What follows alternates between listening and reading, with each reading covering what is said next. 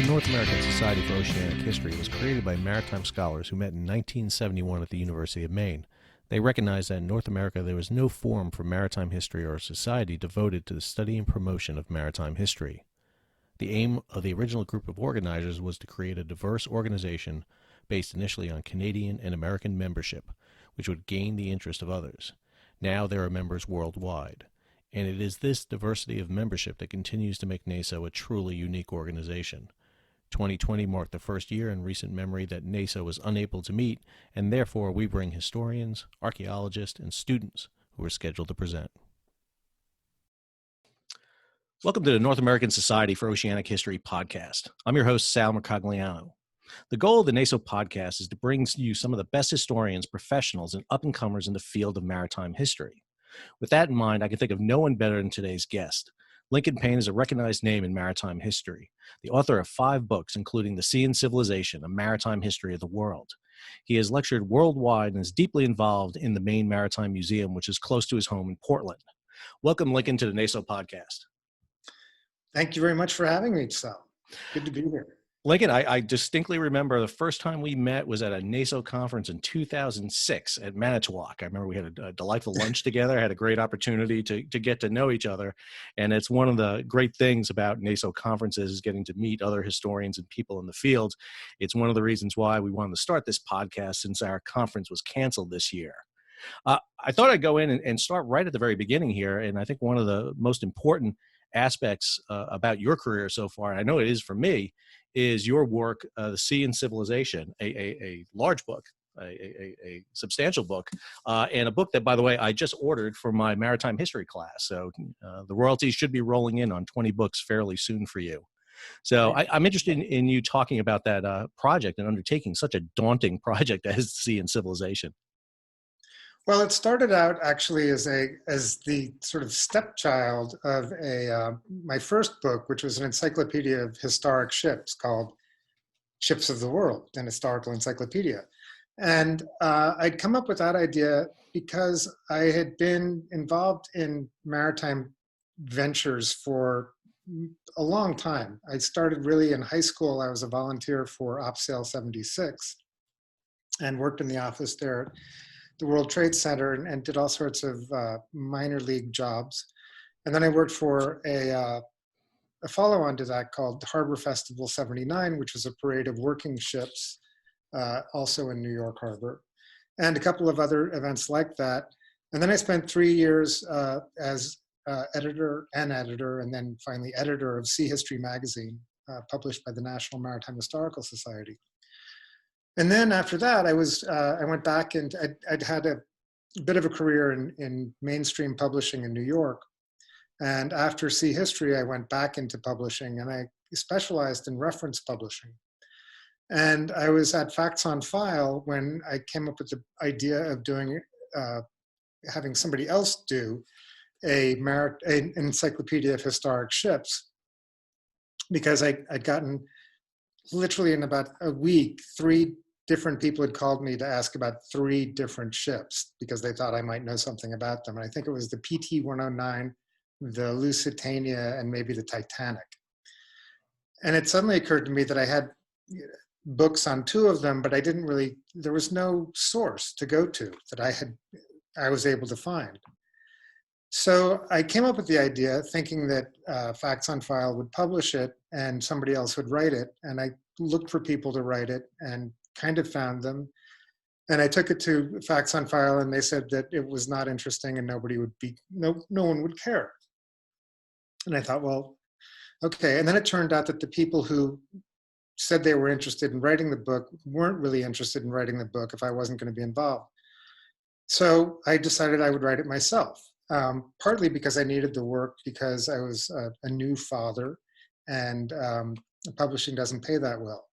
And I'd forgotten that it not only doesn't pay that well for editors, it doesn't pay that well for writers either. So I wound up with an enormous amount of work and not a whole lot of remuneration for it. But be that as it may, when it came out finally, I had this idea that I had created the skeleton outline of what might be a maritime history of the world. And I came up with the idea of a maritime history of the world for younger people. But the more I thought about that, the more I realized that you can't write inadequate history for young people just because you don't know enough to write about it for adults. So I began thinking, well, maybe I have to write a maritime history of the world for adults. And I played around with the idea for a while. Few things intervened here and there, including another tall ship event in Maine for the bicentennial. And then in about 2004, I sort of hunkered down and got to work and somehow managed to write a proposal that persuaded an editor to take on the book. And then I had that sort of now what moment when I realized I had absolutely no idea what I had gotten into. And so over the next 9 years, I spent an enormous amount of time doing reading and research and trying to write and failing miserably. I had some very dark episodes in the course of writing the book. And finally, I got it right around 2011 and sent it off. My publisher accepted it provisionally, and an editor sent back about 12 or 15 pages, single-spaced, of notes. And it was one of the great moments of my publishing life on either side of the desk, because I saw the notes and each one hit, and I understood exactly what the complaints were. I saw exactly what he was trying to get me to do. And it was really kind of exhilarating because I had about 6 months where I really could fine tune the rig. And it was finally accepted. And then the next sort of hurdle was about the illustrations. And we had a discussion, of course, about the illustrations when the book was signed. And it was to be 60 or so black and white photographs. And I happened to mention somewhat casually that I had I'd come across some really interesting color illustrations. And they said, well, okay, let's see those. And I happened to be in New York, and I went in and met with the production editor and showed him images such as these. And he said, great, let's do this. And so I then had to go, of course, find the originals and get the permissions and do all that tiresome stuff. But I think that I owe an enormous debt to Knopf for really rallying around and helping me make a much, much better book. There are other aspects to the story that happened, but that's sort of the story in a nutshell. Well, I think the book is a tremendous work, and I have to say, I do an introduction course in maritime, kind of an introduction to world maritime history, and I've used that book from publication when you first came out with it, and I have to say it is an amazing piece of work. I mean, the depth of knowledge in there, but more importantly, it's a great cross section. It is not a history of just boats by any means. It is cultural, it is societal, it is economic, it's military. It has all those aspects, and I think it goes back to a phrase that you like to use a lot. That world history is maritime history, and I think that maritime history, right, and I think that comes absolutely true in the book. One of the things that was provided in the book, and you actually have it on your webpage, which I think is, again, another great attribute, is a massive bibliography on it that's just absolutely impressive. I know in my coursework, for example, I have students have to read an outside source and do a review on it, and I just send them to that bibliography. Just putting that together and that amount of work and legwork you had to do for that, what did that involve? I mean, I can't imagine the amount of books you've read and looked at to synthesize that. Well, I have a fairly blunt instrument in terms of research. I don't do a lot of archival research for pretty obvious reasons, I think. These are not archivally rich books. They depend an enormous amount on people who have done archival research, however. So that's very important. I was very lucky, it turns out, because I went to Columbia as an undergrad. And it turns out that for my $3,000 a year tuition, it bought me a lifetime access to the Columbia library system, including remotely. And so back in 2003, 2004, when I first started working on the book, the internet wasn't quite what it is now. JSTOR wasn't quite what it was. Muse wasn't, and so on. Internet Archive hadn't really taken off, if it even existed then. And I had an uncle who lived across the street from Columbia, and he had an apartment that I could use. And I actually went down to Columbia for about a week a month for 6 months. And I parked myself in Butler Library in the stacks. And I would go through journals, 50 years of a journal, just looking for information and articles that I thought might be worthwhile and might be helpful. And I did that at Butler. I did it at the Asian Library, a number of other specialty collections. And I really did, as I said, it was a very blunt force approach. And I did a lot of photocopying. And I came home and I read and took notes and got completely lost in the weeds of what I was doing. And that was one of the reasons it took so, well, it took so long for two reasons. One is I had to do the research. I had to educate myself in world history to a much greater extent than I had assumed when I started the project. I think initially I must have thought of the book as sort of maritime history of the world, not a world history in a maritime perspective. And it's really a world history in a maritime perspective that I think I created. So it was just a lot of digging and tons of serendipity. And of course, the beautiful thing about being actually in the stacks is that you find the thing next to the book you thought you were looking for, you find something that's twice as good or 10 times as good. So I did that for 6 months at Columbia. And then to a lesser extent, I used the Bowdoin College Library down the road from us, about half an hour up in Brunswick. And then I spent a lot of time using interlibrary loan at the University of Southern Maine. So it was and of course, during this whole time, JSTOR and Muse and other online sources, databases were becoming much more useful and helpful and complete. So it was a combination of things, but really it was about going out and finding the story that would round out the story I thought I was telling. And it was always in the rounding out that I found the real riches that I think make up the book. I think you're exactly right. And I'm so happy you pushed on that issue about using libraries, using sources, materials like that. So important for young historians and modern historians to get out there and use those resources that are available. And again, I think we tend to forget how important those university library systems can be as access points to get to material as you used in this. One of the things that I find really interesting in looking at the work that you did is, as I said, you look at things beyond just ships and boats. And I think that's such an important aspect about maritime history we kind of get lost into.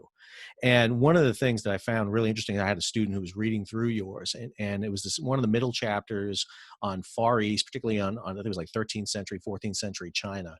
And she made just a great connection between what China is doing today to what they were doing back then and understanding that.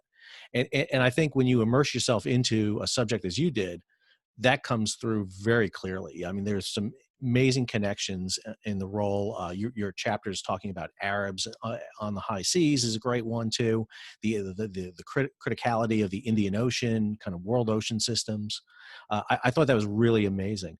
But one of the things that you're doing right now, and we were talking about this during the pre-show, is kind of the role of environment in like history beyond ships and boats. So I was wondering if you could talk a little bit about that.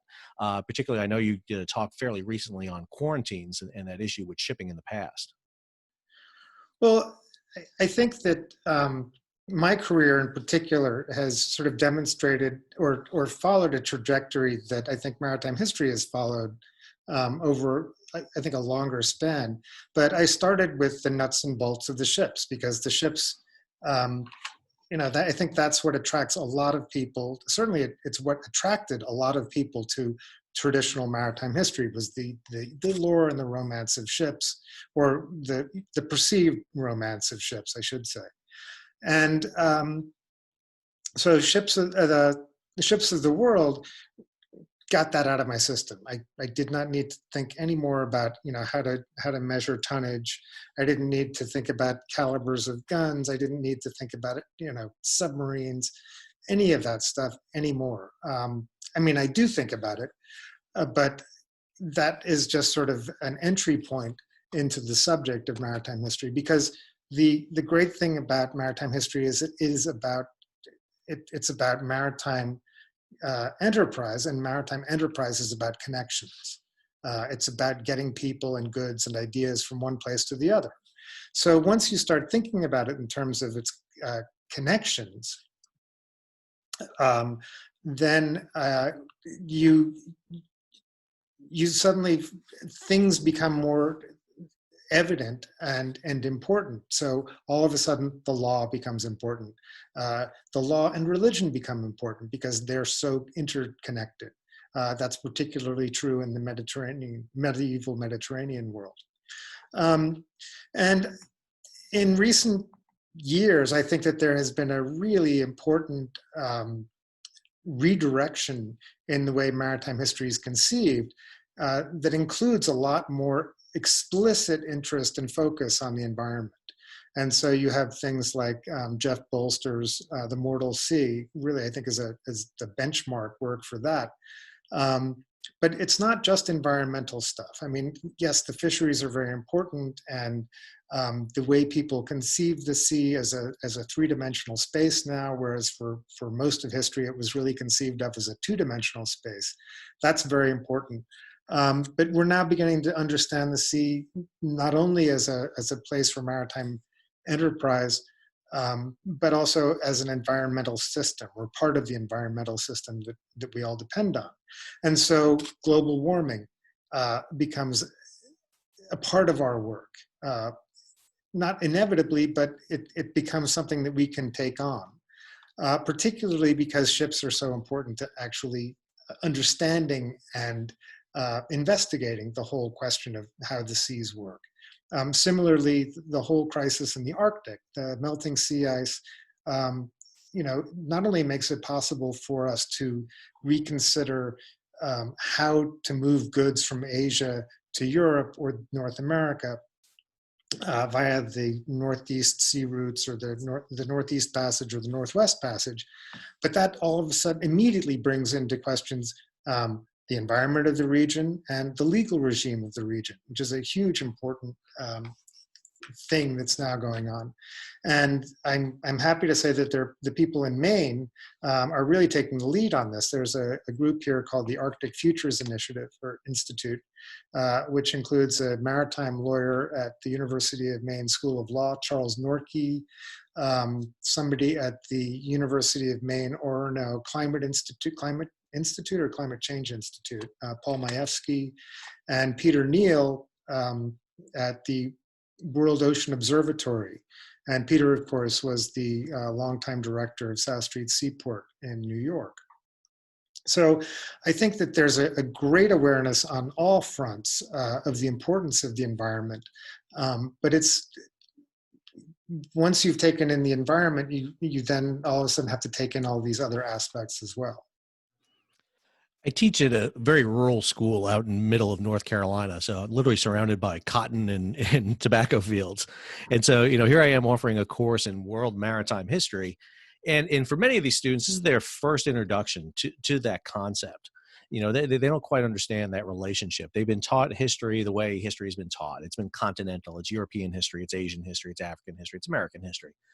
But one of the things that your book and I think maritime history allows is that connectivity, that really important element that really unifies us. I know you're not a big fan of concepts like the Atlantic world and ideas like that, but I do think that the concepts that come across are really important. What would you say is one of the best ways to really get that history out and educate to a general public that role of maritime history? We're such a large country that we focus internally, and I know we do look externally, but we really don't look at the oceans unless it's to go on a cruise and enjoy oneself for 7 days.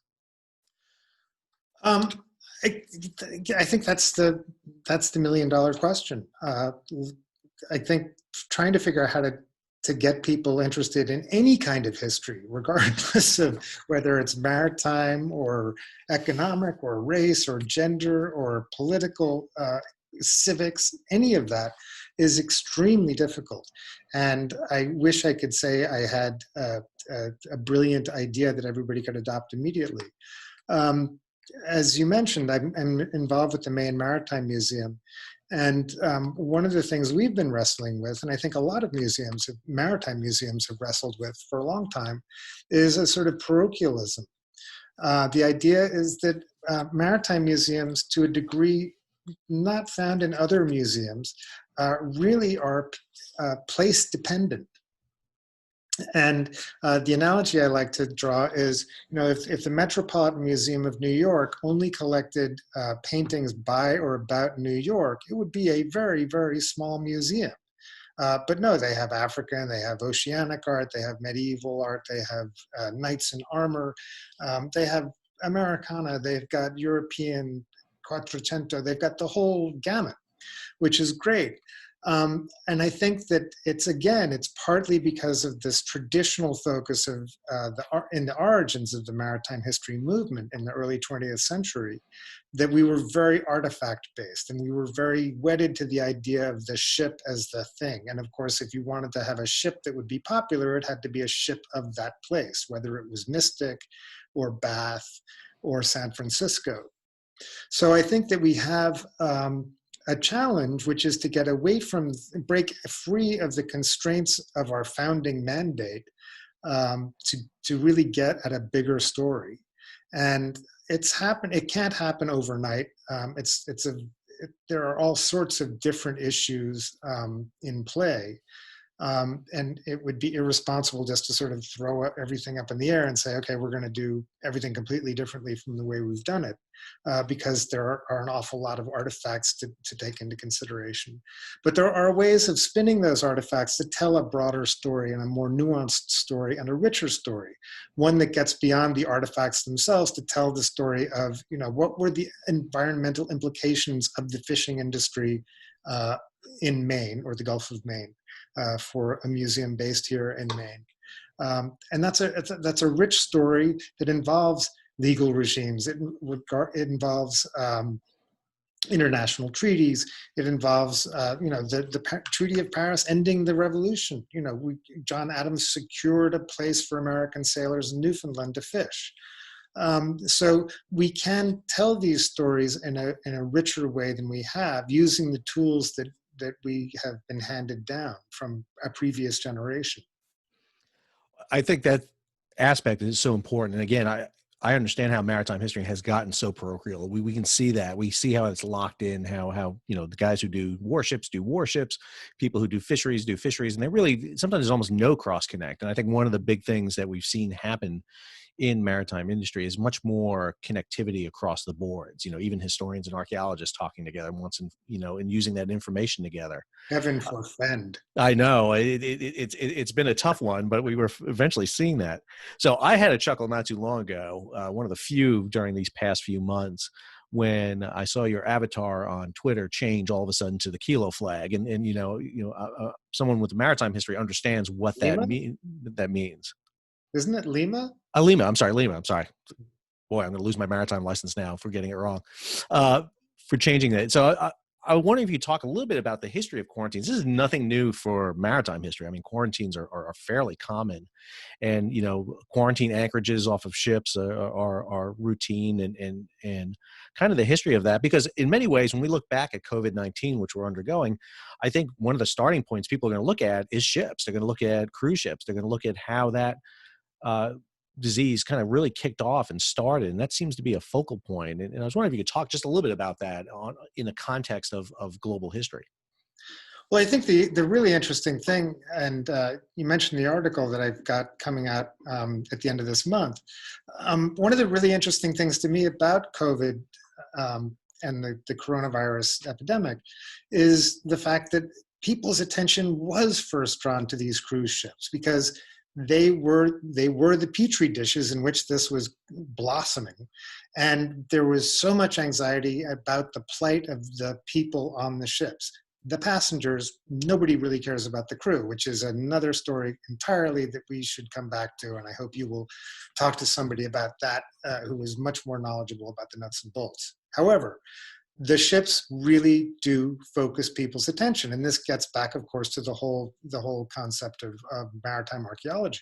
And what people love about maritime archaeology is that the ship is a time capsule of its time and place.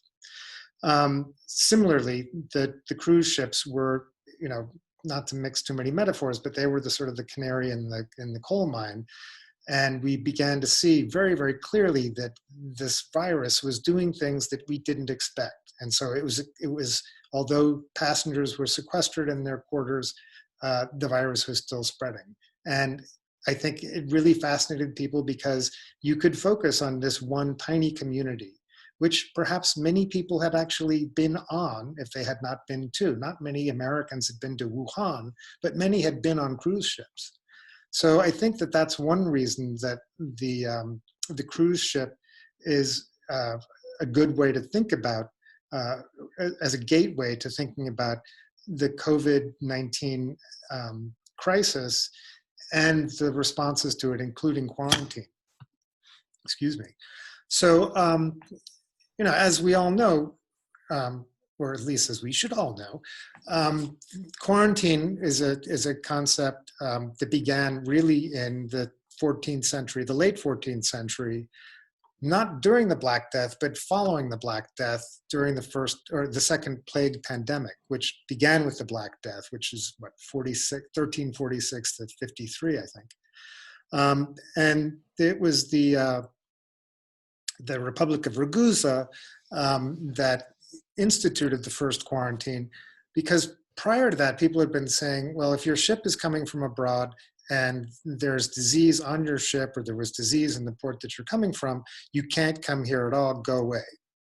So that was a bad thing for merchants, because if the ship went away, they lost their cargo, they lost their money, they lost everything. And plus people who were still living, who might survive the trip, couldn't get off the ship at their destination. So Ragusa came up with the idea of like, okay, you can come here, but you can't come here right away. You have to take your time. You have to spend 30 days in an anchorage, no interconnection between you and the shore, and we'll leave it at that. And then at the end, we'll check out, see how everything's doing, and if you're healthy or the disease has run its course, then you can land and your goods can land. And so this was emulated, and it was, I think, in Marseille that they first decided that it would be this period would be 40 days, which is quarantina giorni. And so quarantine became the catch-all phrase for having your boat kept in seclusion for a period of time. And the period of time depended on the disease and all sorts of other factors. But the quarantine itself, the 40-day quarantine, had very rich biblical associations. Jesus's temptation in the desert, the season of Lent, Moses on the mountain for 40 days, and so on. So this concept of quarantine spread via maritime trade across Europe and to other parts of the world as well. But it's a crude thing, because not all diseases respond to quarantine, and some diseases that respond to quarantine aren't necessarily communicable in the way that we thought they were, because really there was very little understanding of how diseases spread until the bacterial revolution at the end of the 19th century, when people suddenly discovered that viruses and bacteria and fungi were germs were responsible for the transmission of diseases, but not all germs spread in the same way. And the great example of one that was assumed to be transmissible between people directly was yellow fever. But yellow fever actually spreads via a mosquito. And in Charleston in the 1840s, there was a big debate about whether there should be quarantine or not be quarantine. And for a few years, they actually had quarantine. And it worked because the mosquitoes that spread the disease have a range of, I think, 400 meters, but the quarantine anchorage was a mile offshore. So the mosquitoes couldn't carry the disease to the people on shore, thus keeping yellow fever out. But in fact, what we think of as contagion, human to human contagion, is more like COVID, where, you know, don't breathe on me. So quarantine is a fascinating, it's got a rich, fascinating history that gets into, again, all sorts of different issues, like as you've been discussing, from the environment to economics. There was a huge schism in the approach to quarantine in the 19th century in the United States, because merchants were dead set against quarantine because it meant that trade would slow. And so they became big advocates of sanitation, and which is a good thing. I mean, there's no question about it that improved sanitation was one of the great advances in the 19th century. But they didn't want quarantine because it would hamper trade. And you see exactly the same thing playing out today in hotels and restaurants and movie theaters and bowling alleys and businesses of all kinds, saying we've got to reopen regardless of the cost to human health and human life, whereas other people who frankly didn't understand how diseases spread either were saying, no, we must have a quarantine because these diseases are coming in from away, as we say in Maine, or they're coming in from abroad. And so they wanted to keep people with cholera or yellow fever or whatever the disease was, plague in particular on the West Coast at the end of the century. They wanted to keep it at bay with good reason. And it wasn't really until the bacteriological revolution that we could begin refining our approaches and defenses against the spread of disease through quarantine and measures like that. It's really fascinating seeing that play out again in modern time as we see trade being impacted by this, the inability to rotate crews on board cargo ships. Trade's got to keep moving, and any hiccup to it creates a problem, and we're seeing that definitely with quarantine's doing for us right now. I'd like to talk about the last thing with you is your upcoming project. Again, can't keep a good man down. You're going to keep writing, which is what we want historians to do. You're writing right now. You're writing right now. The topic is Global America and how it got that way. So I'm interested in that name and exactly what is the scope that you're undertaking.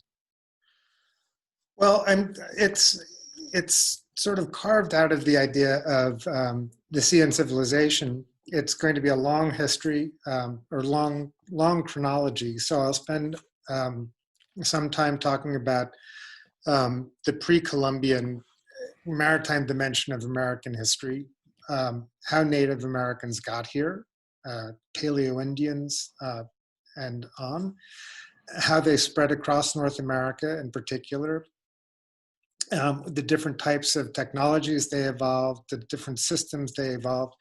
And the reason that this is important is not just because we have to be multicultural do-gooders and think about people who aren't white Europeans, but it's because the way, and you can see this very clearly, the ways that Native peoples developed maritime transportation networks across North America facilitated the European intrusion into North America. If the Native Americans had not developed these highly articulated inland water links, it would have been a much, much slower process for Europeans to expand into North America. And if you want sort of a comparable evidence for this in a non-American context, you can compare it with the progress of the Portuguese down the coast of Africa for the century before Vasco da Gama made it into the Indian Ocean. Once he got into the Indian Ocean, there were people who actually understood these trans-Indian Ocean networks, and boom, it took 3 weeks to get from Africa to India. If he hadn't run into the people he ran into in Mombasa or Malindi, he would have followed the coast of Africa up to the Red Sea, and then across to the Arabian Peninsula, and then across to Iran, and then down to Persia, Pakistan and India, and it would have taken another century probably for them to figure out where they were going. Native Americans paved the way for European expansion into North America. And I also like to point this out, I think I pointed it out in The Sea and Civilization, two of the most popular recreational watercraft in the world are Native American, the canoe and the kayak. So that's going to be the long history. But beyond that, North America, the United States is a fundamentally, it's a result of an accident of globalization. As we know, Columbus was trying to find China. He wasn't trying to find a new world, and wasn't even convinced he had when he died. And all of the things that that make the United States what it is, e pluribus unum, has to do not only with the 13 states coming together. It's because, and people said this at the time, it's because we are a product of many people coming together from different parts of the world. And people in the 18th century knew this and acknowledged this and understood this in ways that too many contemporary Americans in the 21st century have completely forgotten, as is too evident this week.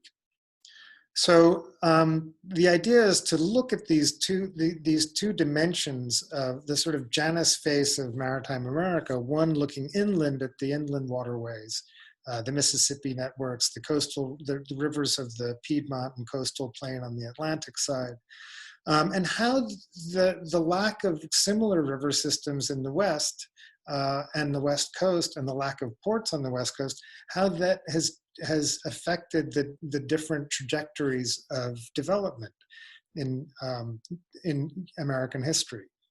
And of course, we also have to recognize that another important part of the United States history has to do with the development of Polynesia and the expansion of people from Micronesia or the Solomon Islands out into Oceania 3,500 years ago, and eventually winding up in Hawaii, which, regardless of what some people think, is part of the United States and has contributed enormously to the American experience in the world.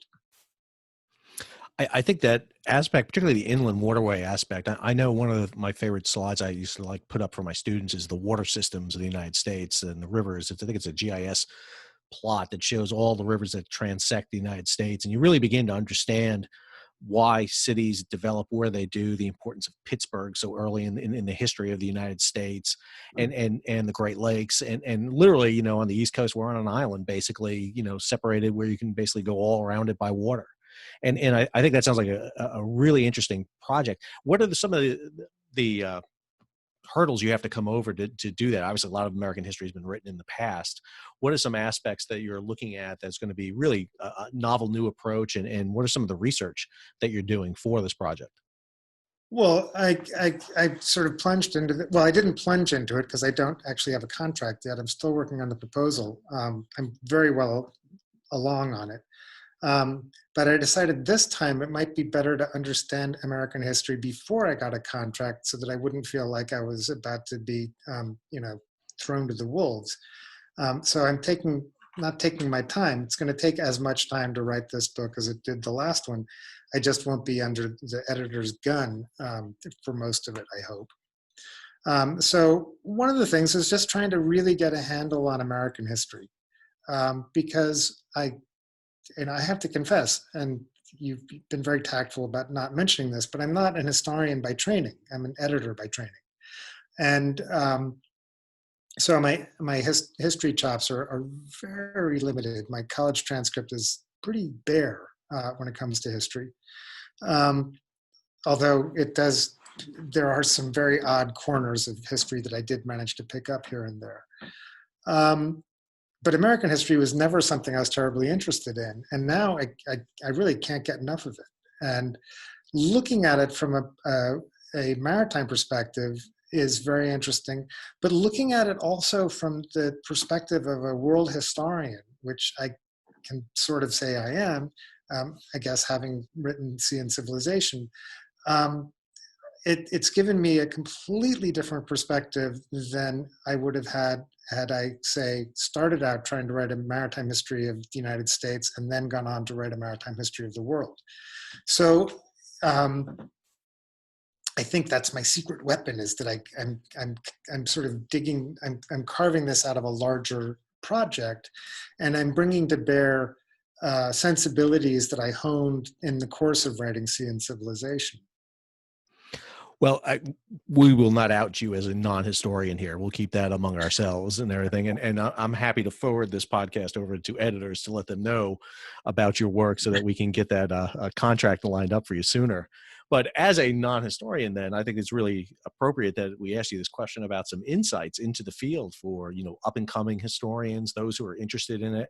What is some advice you would give looking back at time, someone who's maybe thinking about entering the field or in the field right now, but just starting off?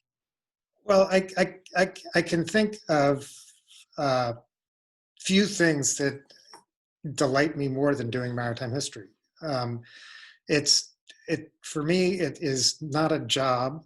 I mean, it would be nice if it were a job. I would love to be teaching, but of course, not having a terminal degree, it's different from not having a terminal disease. But it's close sometimes. It has kept me out of the classroom, which is something I regret. Although I do get to lecture, and I'm supposed to be teaching a very short course at the University of Maine School of Law next year. Provided we actually go back to school ever.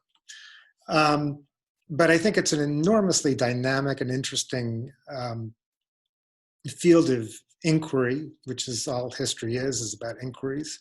I noticed in John Beeler's interview that I watched yesterday, he sort of encouraged people not to do archival research. And as I said, I haven't done a lot of archival research, and certainly haven't done a lot of archival research that turned into papers or books. But my God, I couldn't survive. I couldn't do anything if it weren't for the work of scholars who do archival research. It is so important. You have to be very careful of the secondary sources you use, mine included, because we tend to gloss over things, or we tend sometimes to get, it's very easy to get things wrong that we should get right. And where the rubber hits the road in history is through the archival work. And so I embrace that. I can't tell you how invaluable I think that work is. But as for doing maritime history, as we've said repeatedly in the course of this discussion, maritime history embraces so many different avenues of approach. We can talk about the environment, we can talk about coastal history, we can talk about ethnic studies, we can talk about free labor versus slave labor. We can talk about the waterfronts itself. We can talk about just the way people have physically reshaped the environment, whether it's in filling in water blocks in New York City on the island of Manhattan to increase the shoreline and to increase the size of the island, or whether it's talking about trying to channelize the Mississippi River. And what has the impact of that been, not only on the communities that surround the river from Minnesota all the way to the Gulf of Mexico, but what has been the result and the impact on the coast of Louisiana, my home state, as a matter of fact. So I think that it's incredibly important as a field of study. The only thing I would say is that you have to come at it from a position of curiosity about the larger world. And it's very important. I know that there's a frequent complaint about history and the way it's taught and the way people are trained, is to do this kind of tunnel vision of, I'm going to do fisheries history, I'm going to do environmental history, I'm going to do naval history, I'm going to do naval history of 1910. I think everybody owes it to themselves to read broadly. If not necessarily, read deeply on your subject, but don't forget to cross the T by reading broadly and really getting a sense of the world around what you're studying. And that doesn't necessarily mean just reading lots of maritime history and things outside of your chosen field or your chosen specialty. It also means reading non-maritime history. It means reading fiction. It means reading poetry. It means reading plays and going to movies and thinking about the world as a bigger place, because you never know where you're going to wind up. First of all, learning how to write, which is by reading other good writers. And second of all, where you're going to pick up odd ideas that never occurred to you, that somebody may just drop in out of nowhere, and you'll suddenly see a connection and it will flash for you and it will make your work that much richer. I want to thank our guest, Lincoln Paine, for joining us for our second NASOH podcast. I think I can't think of a better way to end our podcast than on that last note. If you liked our podcast, be sure to click on like on YouTube, give it 5 stars on the podcast provider you're listening to us to. Please subscribe to our channel to receive updates as we continue to interview maritime historians.